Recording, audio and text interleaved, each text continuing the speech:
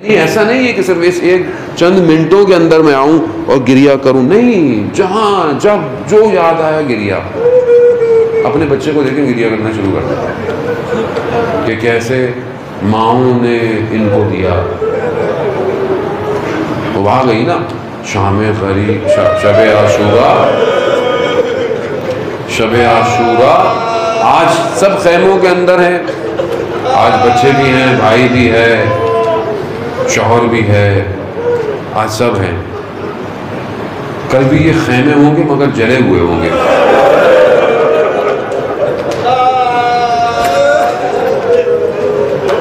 کل بھی ہو سکتا ہے علی اصغر کا جھولا ہو مگر جلا ہوا.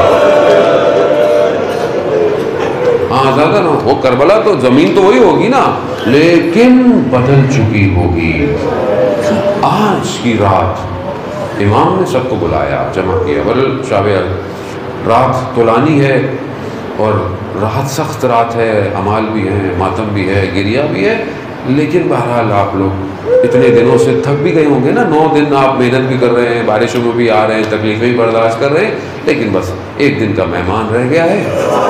پھر آپ آرام کر لیجیے گا. کل جا کر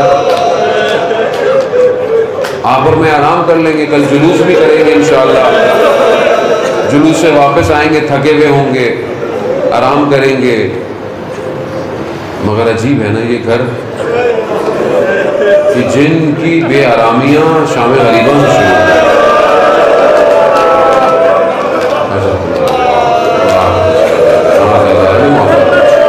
امام نے بلایا، امام نے خیمے بلایا، سب کو بلایا، کہا کہ یہ میری جان کے دشمن ہے، میرے خون کے دشمن. بہرحال یہ کیونکہ شب عاشورہ ہے، بہرحال اس کے کچھ واقعات آپ کی خدمت میں، اور بہرحال جتنی طاقت ہو سکی خدا نے طاقت دی تو اس واقعے کو جتنا ہو سکا بیان کرنے کی اگر خدا نے طاقت دی تو. ہاں عزاداران محترم، سب کو بلایا، کہا میرے خون کے پیاسے ہیں، تم نے جس نے کہیں جانا ہے چلے جاؤ، کوئی نہیں ہے. امام نے کہا کہ شاید سامنے نہیں جانا چاہتے. شمع کو بلا دیا، پھر ذرا کوئی نہیں ہے. 3 دفعہ یہ ہوا ماجرا. تو بہرحال بول اٹھے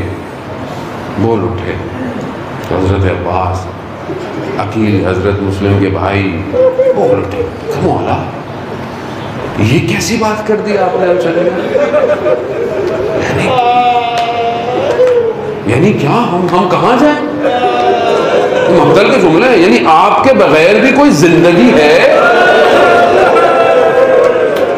یعنی آپ سوچ رہے ہیں کہ کس مقام پر تھے وہ لوگ کہ جن کی سانسیں امام کی سانسوں کے ساتھ تھیں. یعنی امام ہے تو ہیں، ور نہیں ہے تو ہم نہیں ہیں. یہ کیسا کہا کہ مقام دکھا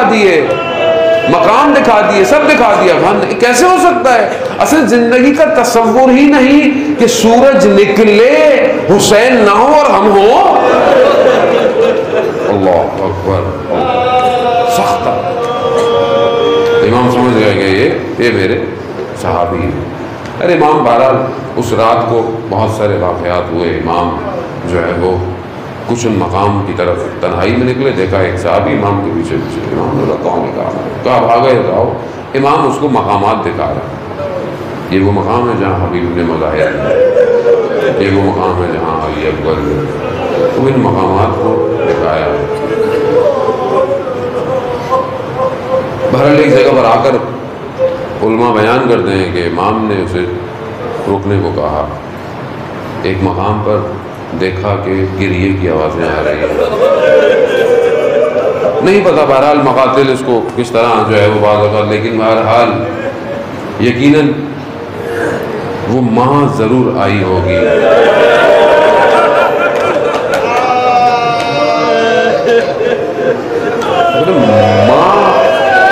ماں ہے نا. ایک عام ماں کیا ہوتی ہے؟ ایک عام ماں ہوتی ہے کہ خود تکلیف برداشت کرے، بیٹے کو تکلیف نہیں ہونی چاہیے. ایک عام ماں اور جو سب کی جد ہو، وہ نہیں چاہتی کہ اگر حسین گرے بھی تو کوئی تکلیف ہو. ہاں زیادہ رنبار خیموں کی طرف آئے تو دیکھا حضرت زینب بھی گریا کر رہی ہیں. کہا کیوں؟ تو انہوں نے اظہار کیا کہ جیسے پتہ نہیں کب کل کیا ہوگا، کیسے ہوگا، آپ کے ساتھی آپ کا ساتھ دیں گے. یہ سننا تھا حبیب ابن مظاہر کا.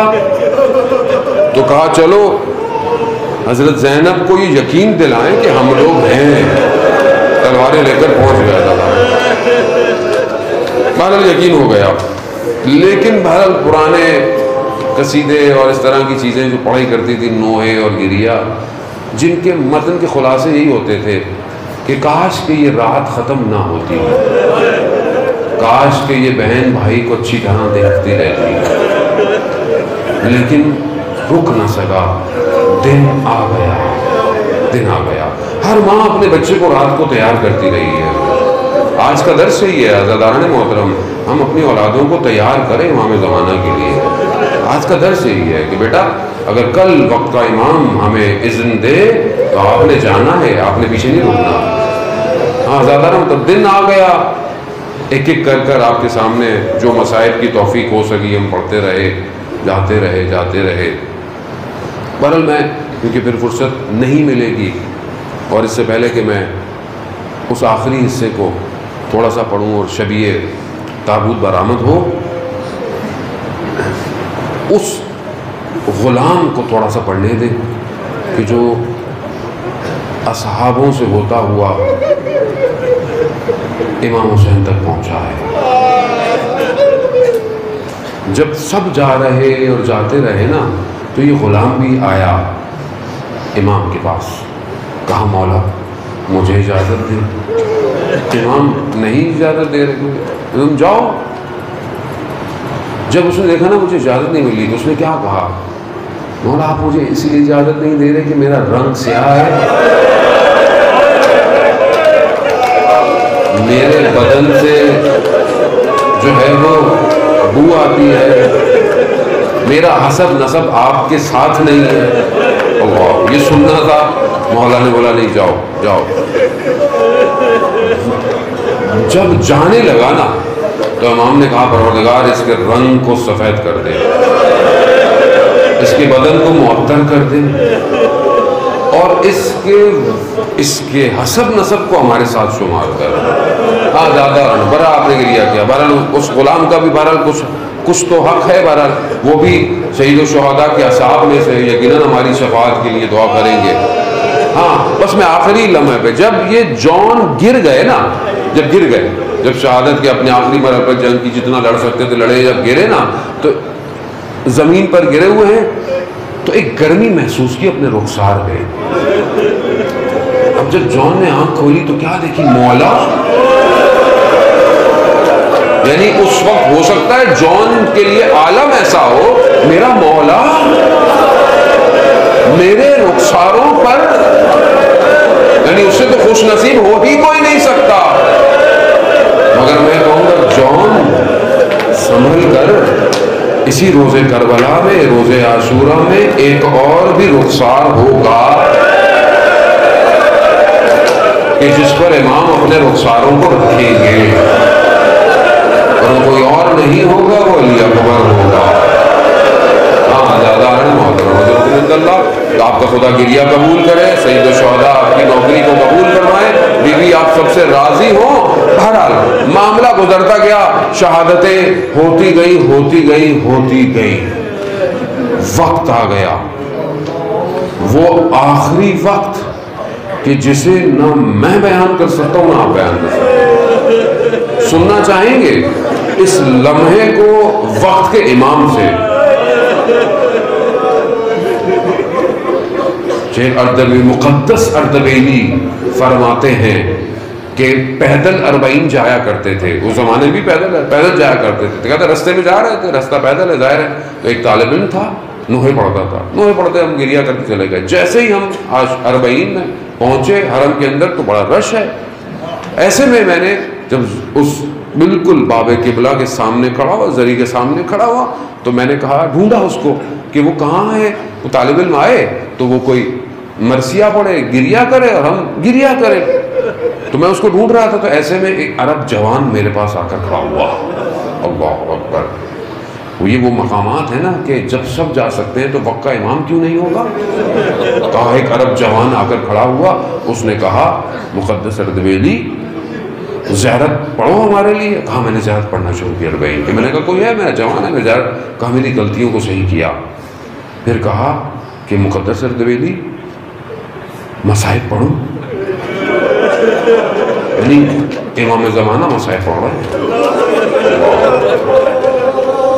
مقدس اردبیلی کہتا ہے کہ اس جوان نے جب زری کو دیکھا، اس کے دیکھنے نے میرے وجود کو ہلا دیا، اور صرف ایک جملہ کہا مقدس اردبیلی، اور پھر امام کیوں کہا یا حسین، نہ یہ مقدس اردبیلی نہ اس کے شاگرد کوئی اس لمحے کو درک نہیں کر سکتے جب آپ اپنی بہن سے جدا ہو رہے ہیں۔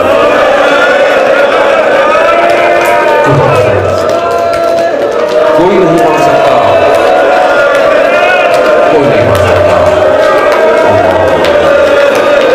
یہ داغ دیکھا ہوا حسین کہ جس نے علی اکبر کے داغ دیکھے، جس نے علی اصغر کو اس ریت میں دفنایا، جو عباس کو نہر فرات چھوڑ کر آیا، نہ جانے کتنے جنازوں کو پیشانی خون میں ہے، بدن زخمی ہے، بھوکا ہے، پیاسا ہے، یہ سب ہوتے ہوئے نہ جانے کس طرح اپنی بہن سے جدا ہوا۔